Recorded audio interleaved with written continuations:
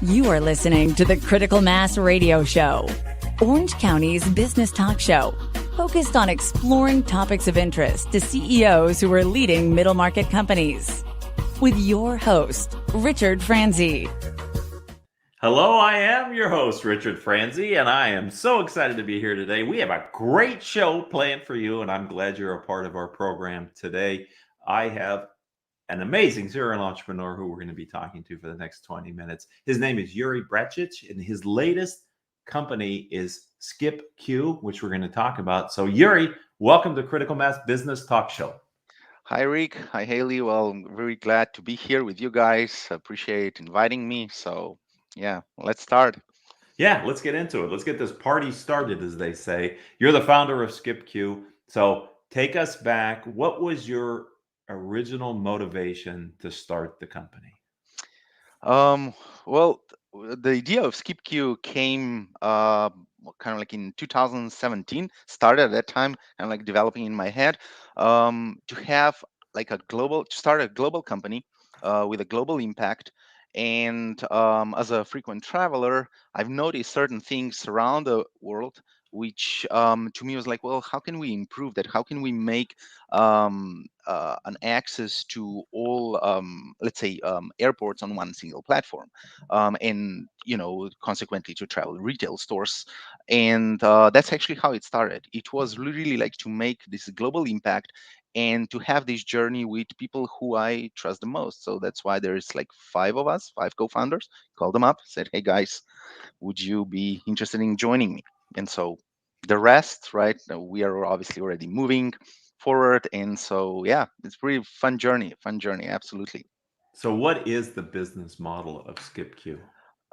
So business model of SkipQ is we have three verticals: there are train stations, airports, and downtown areas, where the concessionaires, you have vendors there present, which are selling different merchandise, and so offer this on a single global platform for all the travelers, and especially with train stations, their model actually changed. People just go there and spend their time.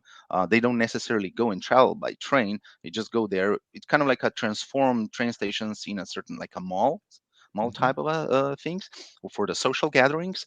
And so we said, well, how about we cross-reference like all these people who are coming, who are really traveling and spending their time, and so giving them the access to have discounted prices, and at the same time helping on the other side, right, vendors to increase their and boost their sales, because right, especially with the last 2 years, right, we see that significant lack of people going and spending money there, and so that's definitely something which we are now looking forward, and make a definitely positive impact on one side for these businesses, vendors there, right, concessionaires and all that, and then on the other side, giving this to people, to travelers, explorers, right, the ability to actually having the access on one single platform versus having, like I don't know, let's just say three different apps when I'm traveling to Europe. Let's say one for LAX, one for Frankfurt, which is a transit airport, and then my final destination. Well, how about I merge that all in one single platform? So tell us what SkipQ is. Is it an app that's put correct. on? It's Okay, mobile application. Correct. So it's an app that we put on our phone that aggregates these. Okay. Correct. Exactly. And so, like we said, yes, it's a mobile application. It gives it pretty much brings all the vendors to your fingertips, right? So you have them there. You can pre-order in advance. That means you just pick it up on the way you go, on the way you pass through the airport, or already reserve something in advance, if you're at a train station or in downtown areas, right? So you're not wasting time. That's why also the name where it's coming from, SkipQ, right? So you don't need to wait. Like you skip the queue, you just go, right? And how did you come up with that name? Oh, how did I come up with it? I was honestly, it was not my my idea. But during the brainstorming sessions with other four co-founders, it came up. It kind of like stuck in our heads. And then when we were creating logos and we were playing around with that, there was like a one particular logo which kind of like just came like really nicely together with the word. And we said, okay, I think that's it. Let's just stick with that, and here we are. Here we are. Yeah, So the business is new. It's not your first business, but this correct. business is new. And so I always like to ask, what have you and your other co-founders learned in the past year or so since you started SkipQ? And have you had any major or minor pivots in the business model as you've kind of Hmm. evolved? Well, definitely, Rick, what I would say, it's two things. What I've learned on a personal side is actually like with people who I used to know before from different um, from um, from different projects, or we might be just friends, and now all of a sudden, right, we are co-founders. So the dynamic there changed, not in a bad way, absolutely not, but there becomes like a certain different energy between us. And so like the sense of responsibility, like you get to know a person from a different perspective, and that's great because it's always positive. At least from, I have to be so lucky that I have that option. And then on the other side, from the business perspective, to other business, but to our business partners, sometimes I would say like what we've learned is sometimes to penetrate certain business circles or certain areas around the world, it's extremely hard. Like you get to know that different cultures around the world, they function Mm. differently, what it's important, what it's not. And so it's a learning path, it's a learning curve. And so that was probably what I would say for sure, number one thing during all these during the last like a year and a half, for sure, right? How to actually get into a certain circles around the world when other business partners, right?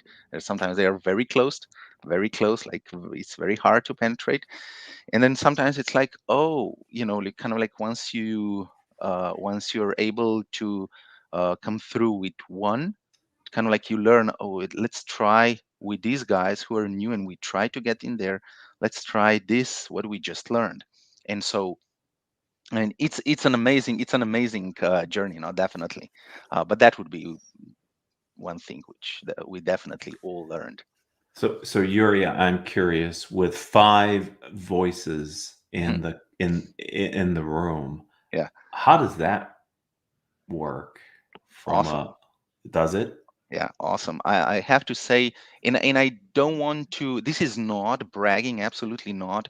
But I remember when just before my business exit with the first startup, I remember people who have been with the company for many years, and they came to me and they said, Jure, please tell us where you're going. Are you opening another company? Because we would like to work with you again.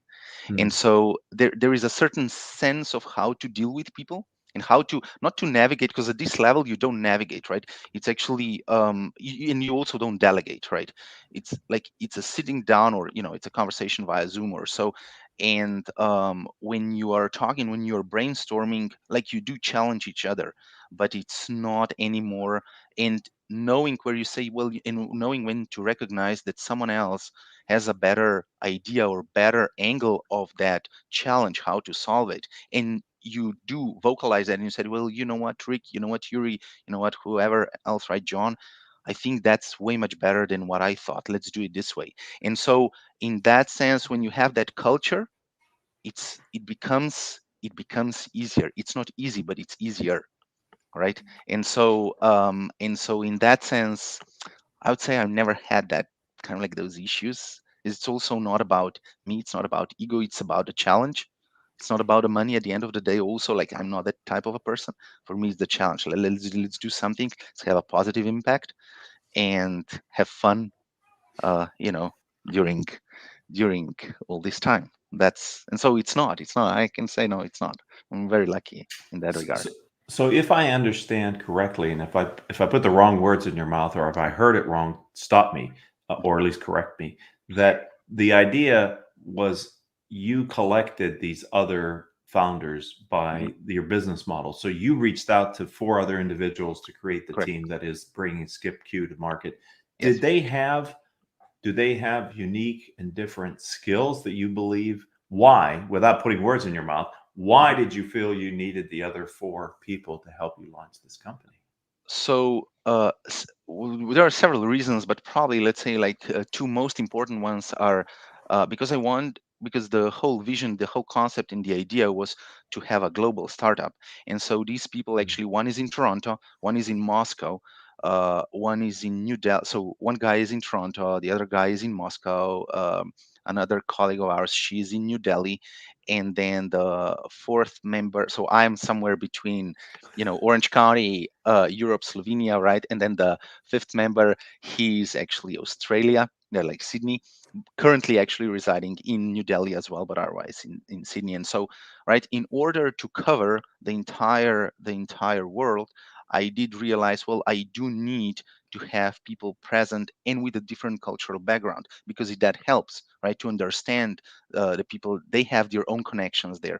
And so it was just very natural decision. On top of that, all four of them I've met, or I've been to one of them. Actually, I've been his, let's say, mentor or leader before in my first startup. And so he actually then at some point he said, well, Jure, you know what, I would like to go my own way. Sure, not a problem. We stayed in touch, like maybe once or twice a year we talked.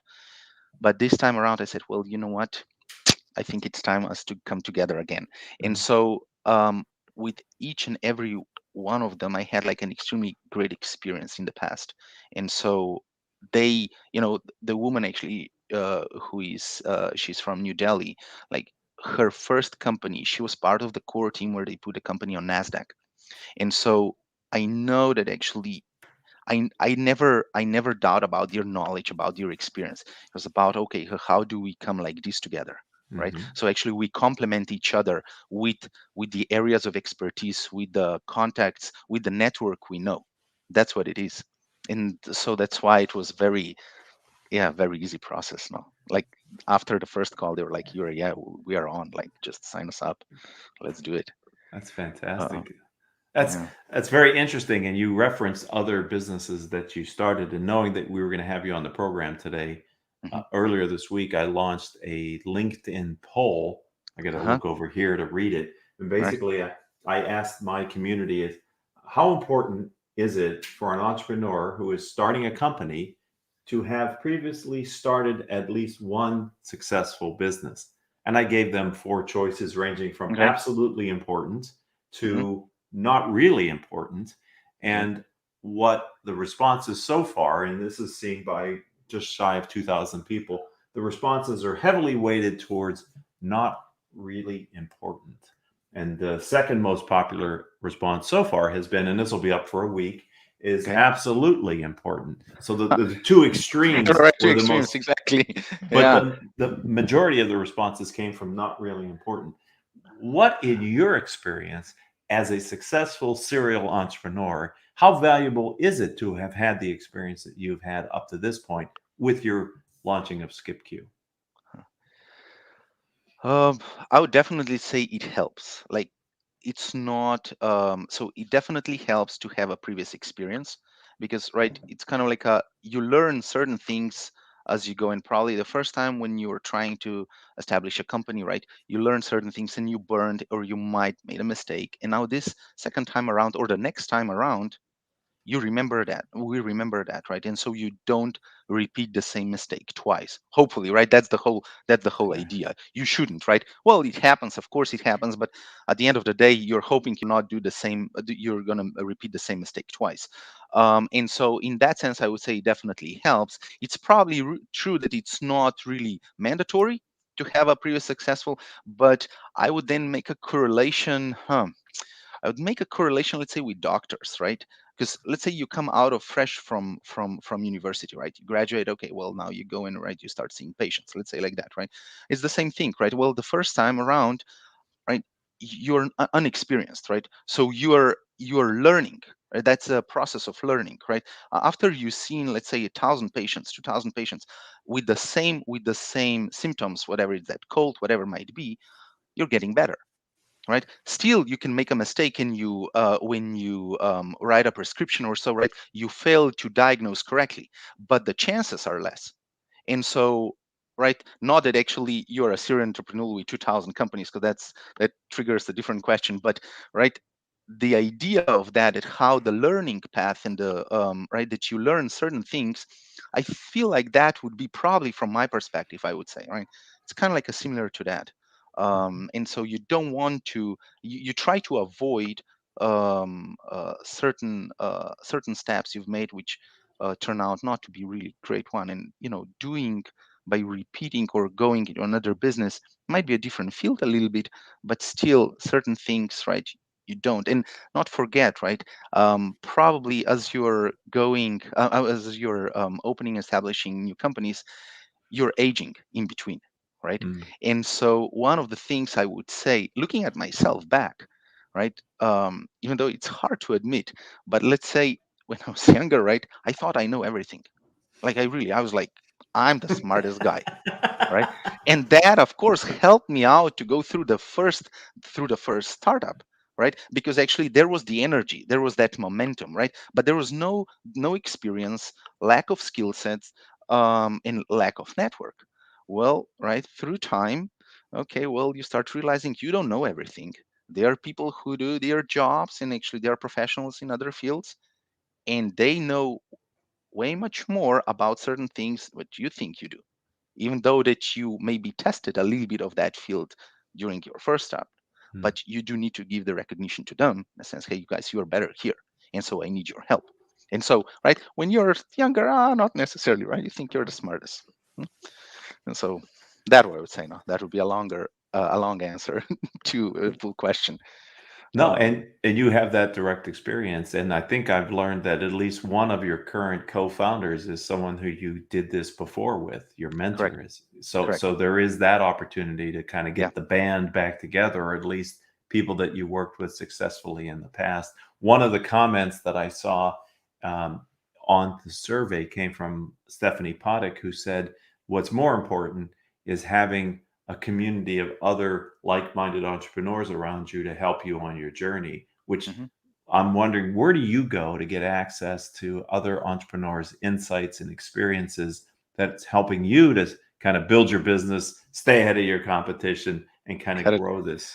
Um, yeah, let's say, well, probably definitely one of the areas where I'm also involved in is being a mentor and just kind of like a second pair of eyes, if I may say like that, in startup communities, and that is in Asia, in Europe.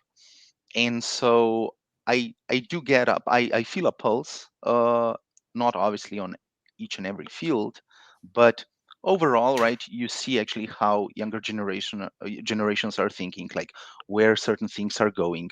And so that helps, right, to know. And sometimes, right, certain amazing ideas come around. And so you're like, oh gosh, right, like look at this guy or girl, like how do they think, like their thought process. And so it helps, sometimes it helps you, like also to me, to do that a little bit. Oh, you're, wait a second, like go a little bit to the left or go a bit to the right, right? Don't forget about it, this is a cool thing, right? Granted, they don't have the experience, but they obviously see something or feel something I missed or I just don't know. And so that's actually where I sometimes get certain, also checks and definitely ideas, maybe to somehow something implement or take away from them, and then implement in a different way to our into our company, right? Yeah, I think other people's experience can be really valuable to an Yeah. entrepreneur, and but listening to them. Yesterday we had a edition of the Critical Mass Business Talk Show, Uh-huh. and I had a guest, Shelley Jorgensen, and she one of the things that she said that I'm carrying forward is that she has, as an entrepreneur, she has a mantra that she lives by, which is say yes to crazy. And what that Uh-huh. means to her is when somebody presents an out of the field kind of idea, not to be negative to it, but to be Correct. open to it, which I thought say yes to crazy Correct. is sort of something now a day later I get to bring back into our Yeah, conversations. correct. It's true. And actually, like talking with these young startups and, kids like who are trying to set up their first company, right? Like I always say, it does take, let's say, 99 uh, ideas which don't succeed, right? And then the 100th one, that one is actually the one which will go uh, skyrocket, right? The reason being is actually because that 101 will learn and will take a little bit of all those from those 99 ones, 991 um, that actually it will make it, right? Hmm. Because that's actually what it actually, probably I would say it is. It is important, so you don't shut down those those uh, 99 before, because, right, if you wouldn't have those beforehand, also that 101 would not succeed, right? And so that's why what she said, like your previous host, right, absolutely is correct, right? You have to say yes to a lot of things before to actually come to the right one and say, okay, well, this one will be next Google, or whatever Yeah, might be, build a right? unicorn. Well, Yeah. I find too that there's only so much you can learn from planning. Hmm. It's what you learn from doing that Hmm. gives you the feedback that allows you to pivot or Yeah. modify or Yeah. improve. So, Correct. so my advice is get in the marketplace and test your ideas with Correct. a minimum viable product or something so that you can get that experience that will then inform the future strategy. Correct. Because so there's only so many things you can brainstorm until you're in the reality. Let's talk about the future with you, Yuri. Hmm. What's your vision and your other founders, co-founders' vision for the future of SkipQ? Take us to the fulfillment of the dream, if you will. Got it. Well, you know what my first answer would be just like Google, right? Because we just mentioned Google, right? I would say probably those guys also are not expecting that the word Google would at some point become part of our dictionary, like our daily language, right? Mhm. So I'll just Google it, right? And so if someone would ask me, and to answer your question, Rick, what is actually like this absolute dream, I would say that at some point the word SkipQ becomes part of our language, our vocabulary. I just skip you, bam, just like I Google it. That Uh-huh. would be actually, let's say, from the entrepreneurship standpoint, that would be actually mine. On the other side, it's, you know what, it's my it's interesting, like it's a completely in a non-profit world, because obviously SkipQ is for profit, right? But if I would have the option to, let's say, make enough money with SkipQ, so that would give me the ability to actually open, and actually not open, because actually in US that's not, it doesn't exist, because the setup is different, but somewhere an orphanage. Mhm. That was actually my, from the, from the very, as I was like probably already in high school, that was always something back of my mind that I would like at some point actually to run and actually have it. And so pretty much putting, right, SkipQ as a source of income, or source of money, right? Like where we put it, to have the ability to actually somewhere in the world where there is a need for that, right? And obviously there are countries where you do have that, to actually finance that project. That would be actually then the final goal, right? For me. Now, the other four, they might have different different vision, right? And at that point, it's not about, they can whatever actually they would like, they can do it, right? But for me, that's my personal thing. Without becoming too personal here, Hmm. Yuri, Yeah. could you what was or what is the motivation behind that goal of opening an orphanage? Is there a Uh, backstory to that? no, but you know what? A backstory.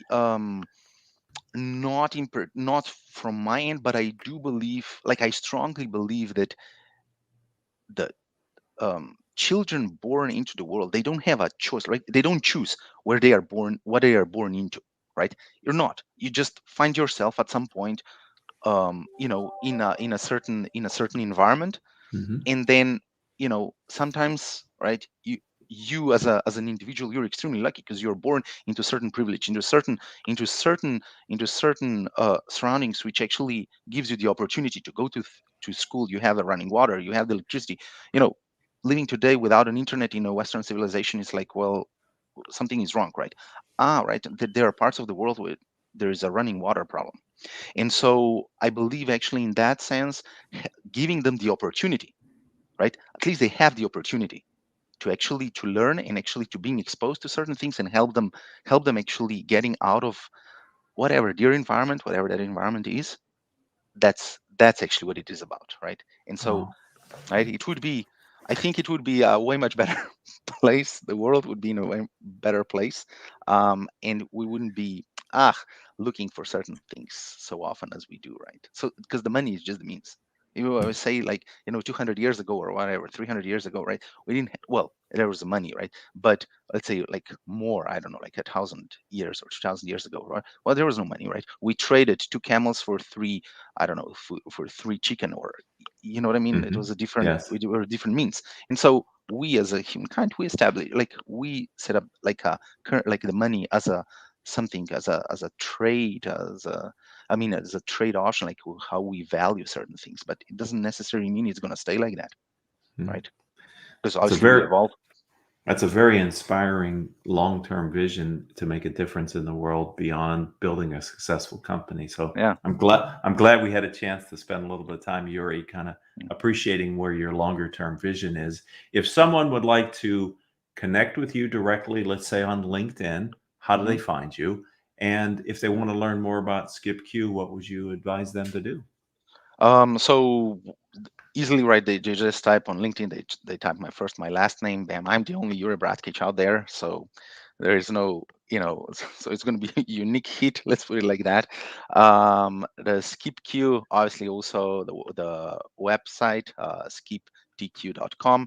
They can contact us there. Yeah, that would be probably the easiest way these days, right? Because obviously everything is either on social media or through a website, like in that sense. Mhm. Yeah, that would be probably the easiest way. Well, I've been looking forward to having you on the program since we first met on that roundtable earlier Oh yeah, this year. So I'm glad that you were able to give us some of your busy time and share your experience. Thank you for being a friend of the program. yeah, I appreciate, Rick. Like, again, you and your team. Thank you very much. It was a nice, like, really fast 30 minutes. It went by extremely fast, and so yeah, I wish you guys much success as well. And we hope we stay in touch. And We maybe will. next year around, we kind of like have a part two.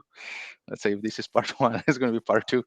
I'd like Um, that. We'll definitely do that. And we're going to get together on Monday. So we'll get a chance to spend a little yep. bit more time together next week. So I'd like to thank you and also our sponsor, Gottlieb, Rackman, and Reisman, as they proudly support this edition of the Critical Mass Business Talk Show. GRRPC provides legal advice and guidance on all aspects of intellectual property law, including patents, trademarks, and copyrights. If you'd like to learn more, visit their website, grr.com. I'd like to thank all of you that are listening to us either live or as a podcast. You're part of Orange County's longest running business talk show. This is our 1,320th interview and podcast. And if you're interested in connecting with me on LinkedIn, I'm Ric, R-I-C, Franzi. Visit my website. It's the same thing, ricfranzi.com. And until the next time we get together, I hope all of your business decisions will move your company in a positive direction.